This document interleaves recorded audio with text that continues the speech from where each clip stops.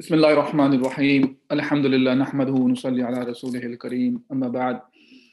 Inshallah, in today's lecture we will cover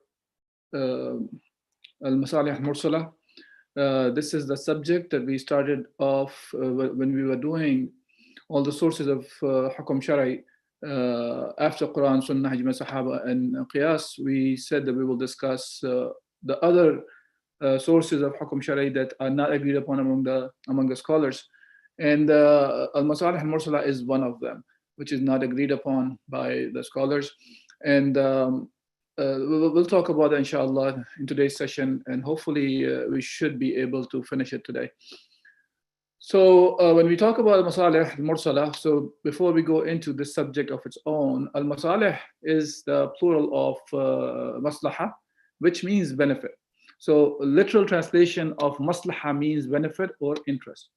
And when we talk about juristic or fiqh, the definition of al-Masalih al-Mursalah, it is in fiqh, it means refers to the accepting public interest in the absence of ruling regarding an issue from the Quran or Sunnah. Meaning, if the Quran and Sunnah has not addressed something, that in that case, you follow the benefit. That's what this source says. This is not the one that should be followed, as we will see when we talk about this in today's talk, inshallah. Now, there are three types of masalih. First one is the maslaha, or the benefit, which is cancelled by the text. Text means the Quran and Sunnah itself cancels it. It's called al-masalih al-mulghah. And the second one is maslaha, which is approved by the Shara, actually. The Sharia approves it. And it's called al-masalih al-mu'tabira. And the third one, which is the main talk for today, is the maslaha, in which the Quran and Sunnah has not given any ruling, as at least that's what the scholars who follow this source as the source of Hukm Shar'i, they say that if the Quran Sunnah has not addressed something, then Al-Masalih Mursalah is the source that can be used for extracting the ahkam regarding the issues that we face. Now, so these are the three types of masalih, three types of benefits. So we'll go one by one, inshallah. So the first one, which is called al-masalih al-mulghah, or maslaha, which is cancelled by the text itself. So now the definition, by definition, that al-masalih al-mulghah is cancelled due to a ruling from the text of Quran Sunnah. And scholars, in general, they all agree this kind of maslaha is invalid. So mulghah itself means revoked or cancelled. Now, one of the examples of that is one of the Khalifa or Khulafa of Umayyad Khilafa, Abdurrahman bin al-Hakam.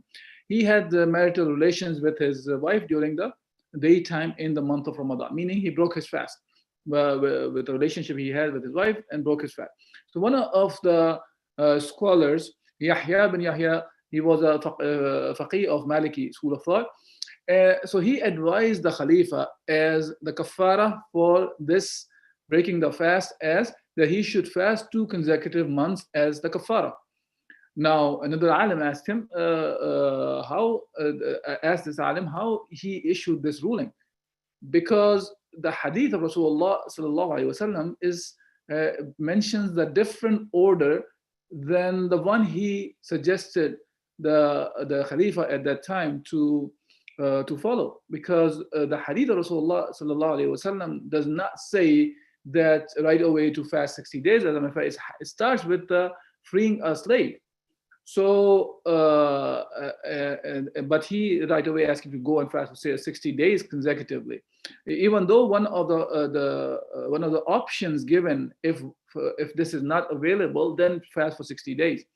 So the alim answered, who was Yahya bin Yahya, he said that if he had ordered the first, the other 2 punishments, then it would have been easy for the Khalifa, and he might have done the same act again. Because freeing a slave for the head of such a big state, and they were affluent also at that time, it will be much easier for him. So he said, no, you have to fast for 60 consecutive days. So he was thinking of this is more beneficial for the Khalifa to be prevented to repeat the same mistake. So obviously this form of maslaha is invalid, because you cannot come up with a ruling or change the order of ruling from the Sunnah of Rasulullah sallallahu alaihi wasallam. And we know that there are many hadith mentioned in reported by Bukhari, Muslim, Ibn Majah, and Abu Dawood regarding this issue, that what is the kafara in case a person breaks his fast in the month of Ramadan, intentionally, of course. Now here here's a hadith of Rasulullah sallallahu alaihi wasallam, when a person came to Rasulullah sallallahu alaihi wasallam and he said that he was saying that he has destroyed himself. And Rasulullah asked him, well, what did he do? And he mentioned that he had a sexual relationship with his wife in the month of Ramadan. So when Rasulullah heard this, he said, هل تجد ما تعتق رقبة? Rasulullah asked him, do you have a slave that you can free? So قال لا, he said no. So Rasulullah said, فهل تستطيع أن تصوم شهرين متتابعين? So Rasulullah said then, okay, can you fast for 60 consecutive days or 2 months back to back? He said no. Rasulullah said, فهل تجد ما تطعم 60 مسكينا? Then Rasulullah said, can you feed 60 people? So this is the order. I mean, the hadith goes on about, because the person was poor, and Rasulullah asked for Sahaba to gather some money so he'd be able to feed 60 people and to feed the poor people. And at the end he said he is himself is a poor person who can be poorer than him. So Rasulullah laughed at him for his response. And then Rasulullah said, go and feed your family with that. But anyways, this hadith I just mentioned, this is one of the hadith about the subject, and this is reported by a Muslim, which shows a different order than the one that Yahya bin Yahya, who was a Maliki scholar, who presented. Now, hence, we cannot take this kind of maslaha, this kind of a benefit, because it contradicts the text. Hence, this kind of a maslaha is cancelled, and it is agreed upon by all the scholars. Now, the second kind of maslaha, which is al-masalih al-mu'tabira, which is the benefit which Sharia does not forbid and permitted by Sharia, basically. Sharia is the one who permitted it. Like Allah subhanahu wa ta'ala has permitted the trade. And trade is something that you get benefit out of. When Allah subhanahu wa ta'ala here, Allah subhanahu wa ta'ala is clearly saying that bay' has been made halal. Another place Allah subhanahu wa ta'ala mentions about to get the benefit out of the bay', which is the trade. Now, the word benefit is there as well, and this benefit is acceptable in the Shara. So now, when you say this benefit, this is mu'tabira, this is accepted, it's approved by the Shara. So, and in reality, we are not actually following the benefit as the source of Hukm Shar'i. In this case, this is the Shara itself, which is the text of the Quran and the Sunnah, is the one coming and telling us that this kind of a benefit is allowed. So hence, scholars, all the scholars agree upon this type of maslaha, this type of benefit that can be accepted, and actions can be done according to this kind of a maslaha. Now, the third, which so now from this we can say that there is no debate amongst ulama about the first two types of masalih. The first type of, but there is the second, the third type. So first type, there is no disagreement. Why are we saying there is no disagreement? Which is the first one is cancelled, it is not accepted, and the second one is approved by all the scholars. So that's what it means by there's no difference of opinion among the first two. While the third one, which we will talk about inshallah now, which is Masalih Mursalah, this is where the problem lies, or the disagreement lies. And the definition of that, adopting maslaha, in this case, Masalih Mursalah, it is adopting maslaha, adopting benefit in an act that has no ruling in Quran and the Sunnah. For example, the examples given by those scholars is compiling of the Quran and cancelling the had for stealing during the famine. Now, some scholars who have accepted maslaha al-mursala they give these two justifications. And inshallah, we will go one by one the response to these two justifications and the examples which are mentioned along with the definition, that where they say that maslaha will be taking over because there is no ruling from the Quran and the Sunnah. So the first justification they say is Sharia in general. So in general came to satisfy the interest of the people in the correct manner, meaning it is for the benefit of the people. So Sharia as a whole is for the benefit of the people. Hence, every hukum we're talking about will have a maslaha, it will have a benefit for the people. Now, the second justification they use is that Sahaba radiallahu anhum agreed through the maslaha. They said this is agreement of the maslaha interest to compile the Quran without there's any evidence from the Quran or the Sunnah to do so. And this is among many examples claiming that Sahaba radiallahu anhum compiled the Quran due to its benefit, but without a dalil. This is what they say. Now, we will see that whether this statement or this justification or these justifications are correct or not. Now, when we get to the response to the first justification, that Sharia came for the benefit of the ummah, hence the ahkam of Allah subhanahu wa ta'ala, they are all have the benefit for the people. And there is no doubt about that the Sharia in general came for the interest of the ummah. But that interest is not the illah. So we have already discussed to a certain extent what is an illah, which is the cause or the reason behind a hukm. So Sharia as a whole came for the benefit of the ummah. Every rule which is given by Allah subhanahu wa ta'ala that we have to do is for the benefit of the ummah, and the way Allah subhanahu wa ta'ala has told us not to do an action, that is also for the benefit of the ummah. Now, but we cannot say that now the benefit will be defined by us, that we will say about every hukum. See, the rulings that we extract are from the Quran, Sunnah, Ijma Sahaba, and the Qiyas. And these are the sources that you extract the rulings from. And now, to say that there is no ruling for certain things, that is itself is a questionable thing. And in the next slide, inshallah, we will talk about that as well. So when we obey the laws from Allah subhanahu wa ta'ala, we don't obey those laws because of there has to be a maslaha, there has to be a benefit for us. So there could be the rulings from Allah subhanahu wa ta'ala, they may seemingly they look like non-beneficial for us, or maybe we dislike that the rule from Allah subhanahu wa ta'ala.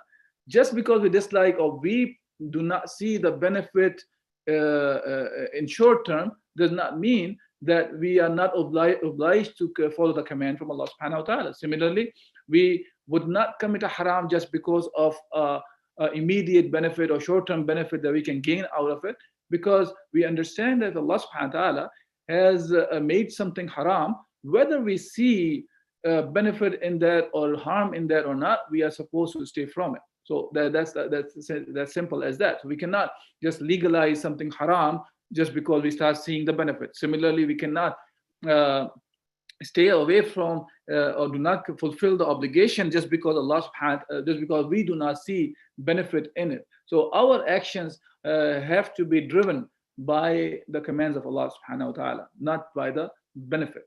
Unless Allah subhanahu wa ta'ala has told us to go for the benefit, yes, of course, that we are still following the commands of Allah subhanahu wa ta'ala in that case. Not the benefit is not the source of the ruling. Okay, now as we know that first of all, to say that there can be rulings which Allah subhanahu wa ta'ala has not addressed, this it's through the Quran and the Sunnah, this itself is a questionable statement, because Allah subhanahu wa ta'ala says in Surah Al-Nahl, for example, وَنَزَّلْنَا عَلَيْكَ الْكِتَابَ تِبْيَانًا لِكُلِّ شَيْءٍ وَهُدًى وَرَحْمَةً وَبُشْرَى لِلْمُسْلِمِينَ. Allah subhanahu wa ta'ala said that we have revealed this book, and this book explains everything. And there is guidance, and it is a guidance and the mercy. It has guidance and the mercy for and glad tidings for the Muslimin. Similarly, Allah Azza wa Jal says in Surah Al-Ma'idah, Allah subhanahu wa ta'ala says, الْيَوْمَ أَكْمَلْتُ لَكُمْ دِينَكُمْ وَأَتْمَمْتُ عَلَيْكُمْ نعمتي ورضيت لكم والإسلام دينا. That today we have perfected this deen, and we have completed our favors over you, and we are pleased, or we have chosen you, Islam as the deen, Islam as the way of life. So Allah has already completed the deen, meaning whatever we needed to live our lives, it's already been given to us through the message that He revealed to us through Rasulullah sallallahu alaihi wasallam. So these are just some of the evidences. There are many ayat and hadith in the subject that shows that Islam is a comprehensive way of life, and Allah Azza wa Jal has given the guidance of how to live according to the commands of Allah subhanahu wa ta'ala through using the Quran and the Sunnah. And of course, Ijma' Sahaba and Qiyas are just extensions from the Quran and Sunnah as well. So these are the sources for us to extract rulings of Islam. Now, similarly, there's a hadith of Aisha radiallahu anha, and this hadith is muttafaqun alayh, meaning this hadith is reported by both Imam Bukhari and Imam Muslim in their Sahihain. They are two of the most authentic books of the hadith in Islam, Sahih Muslim, Sahih Bukhari. The hadith says that man ahdatha fi amrina hada ma laysa minhu fahuwa radd. Aisha radiallahu anha says, if anyone introduces anything, any affair into our deen, anything which does not belong to that we have revealed, which is commanded, then it is rejected. Whatever Allah has not given to us, and we are coming up with something new, it is rejected by Allah Azza wa Jal. So to come up with something new which is not from the Quran and Sunnah, it's not acceptable. So now, inshallah, we'll go on and look at the second justification. So that was part of the response to the first justification, that that if there is not Quran Sunnah has not addressed something, then Quran Sunnah is actually for the benefit of the ummah, and any hukum that we need, it will be beneficial. So if there is the Quran Sunnah has not addressed it, then we will go to the maslaha or the benefit. Now, when we look at the things which are raised, that, for example, regarding the Quran Sunnah not addressing something, or then we go to the maslaha or the benefit. When we, and the examples which is mentioned are, for example, of the compilation of the Quran. We don't find any evidence. That's what they say. We don't find any evidence from the Quran and the Sunnah that shows that the Quran could have been compiled, because in the time of Abu Bakr Siddiq radiallahu anhu, the Quran was compiled at that time in the form of a book. Before that, Rasulullah sallallahu alaihi wasallam commanded the Sahaba to write the Quran in his presence. He used to make sure that whatever Quran was revealed, he had katibin wahi, the transcribers of the wahi, and he would ask them to write, and then he would listen to them from them what they have written. And the whole Quran was written this way. He used to mention them, which ayah belongs to which surah as well. Now, about that subject, where the compilation, because it did not happen all of them put together in the form of a book in the life of Rasulullah sallallahu alaihi wasallam, and it happened in the time of Abu Bakr as-Siddiq radiallahu anh, when quite a few number of Sahaba who were Hufad al-Quran, they were martyred. And Umar bin Khattab came to Abu Bakr and said that if we don't preserve the Quran, we will lose it, because the Sahaba who memorized the Quran, if they continue to die, and there's a chance that we may lose it, even though the Quran was already written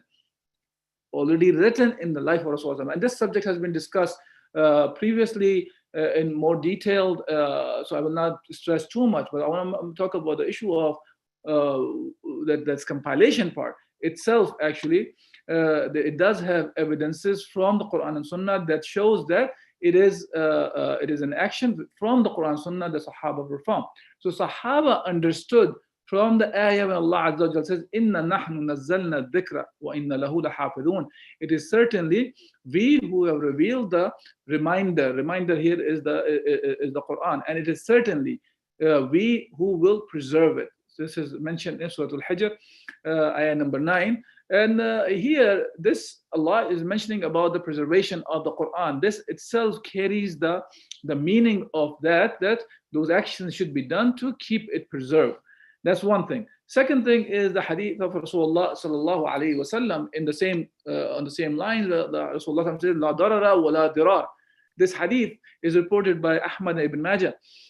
The meaning of the hadith is there should not be harming of others without cause, or replicating, meaning to in response harming others between two parties.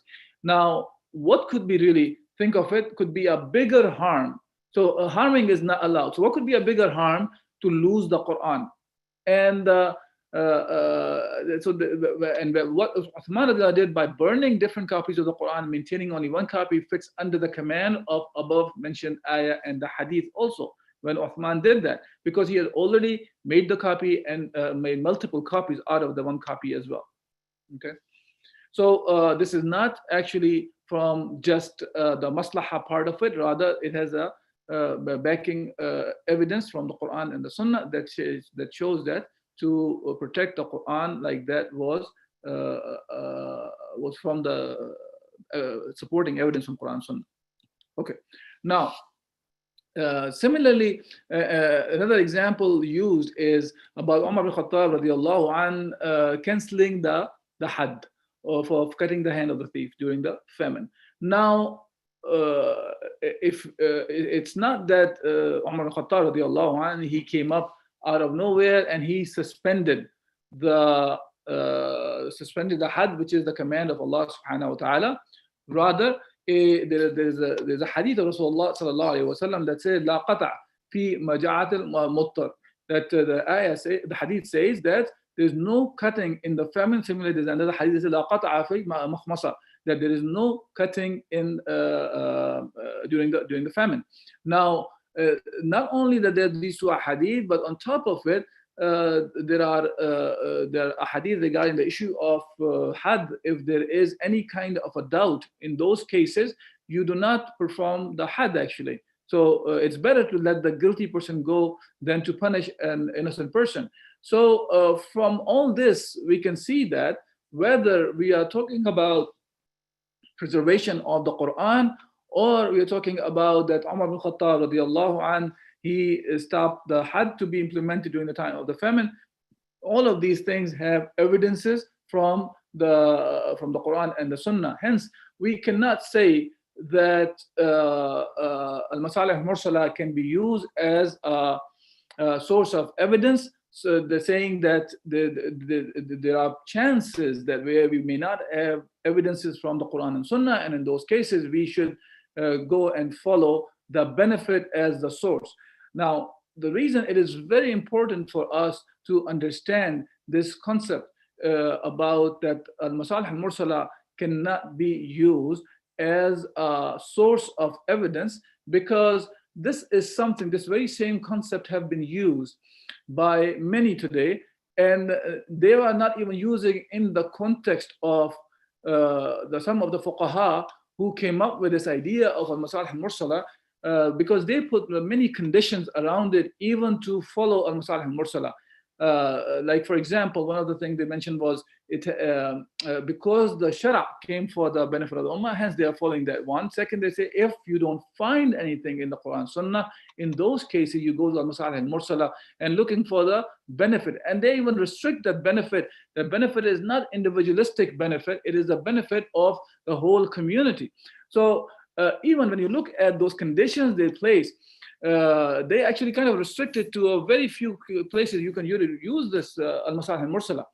While today what is going on is this kind of a concept have been taken in, first of all, in wrong context, and they are applying it where ahkam of Allah are very clear, that Allah has very clearly mentioned about certain things that you cannot follow those things. For example, recently we went through this whole process of voting for a kufr system, and many of these ideas are used. And one of them was for the benefit of the ummah, is one of the ideas thrown at the people, that this is why we should go and participate where you are accepting the legislation done by men instead of Allah Azza wa Jal. We understand that in Hukm illa lillah, that Hukm belongs to only Allah Azza wa Jal, and hence we cannot participate in this process. The something which Allah has kept it to Himself. Even Rasulullah sallallahu alaihi wasallam himself did not have this right to come up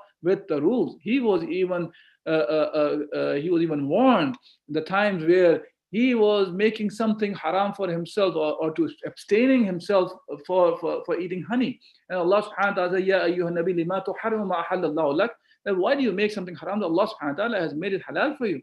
You're just trying to gain some sort of that your wives will be pleased with you. That's why you are doing so. Even though Rasulullah sallallahu alaihi wasallam was even just staying away for himself because of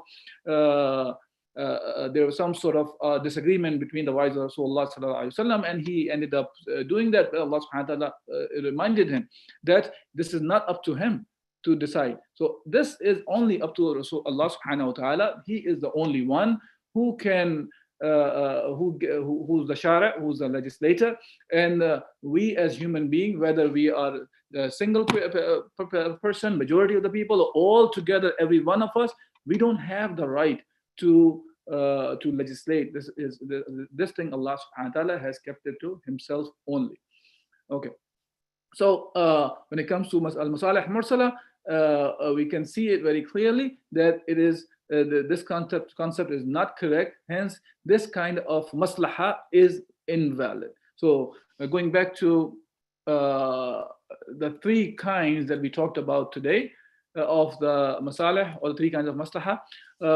One was al-masalih al-mulgha, which is the one which is cancelled by the text. If the text is there that says that it is not something which is contradictory to the maslaha people are coming up with, then it cannot be followed. Second kind of a maslaha, which is al-masalih al-mu'tabira, which is approved by the shara, then it is allowed to do it. So this is the only kind, and as a matter of fact, it's not the maslaha that we are following, or it's rather is the hukm of Allah Azza wa Jal that we are following, and it can result into a benefit that can be that Allah subhanahu wa ta'ala made halal for us to achieve.